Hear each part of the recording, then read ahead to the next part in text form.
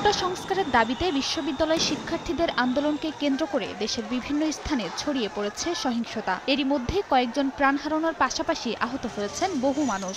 এতে সাধারণ শিক্ষার্থীদের মাঝেও দেখা দিয়েছে উদ্বেগ আর উৎকণ্ঠা।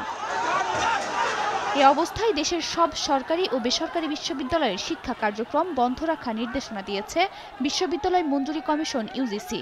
মঙ্গলবার রাতে কমিশনের এক বিজ্ঞপ্তিতে বলা হয়, শিক্ষার্থীদের নিরাপত্তার বিষয়টি বিবেচনায় দেশের সব পাবলিক ও বেসরকারি বিশ্ববিদ্যালয় এবং বিশ্ববিদ্যালয় অধিভুক্ত মেডিকেল, টেক্সটাইল, ইঞ্জিনিয়ারিং ও অন্যান্য কলেজ সহ সব কলেজের শিক্ষা কার্যক্রম পরবর্তী নির্দেশ না দেয়া পর্যন্ত বন্ধ থাকবে। একই সঙ্গে আবাসিক হল ত্যাগের নির্দেশনা দিয়ে নিরাপদ আবাসস্থলে অবস্থানের নির্দেশনা দেওয়া হয়।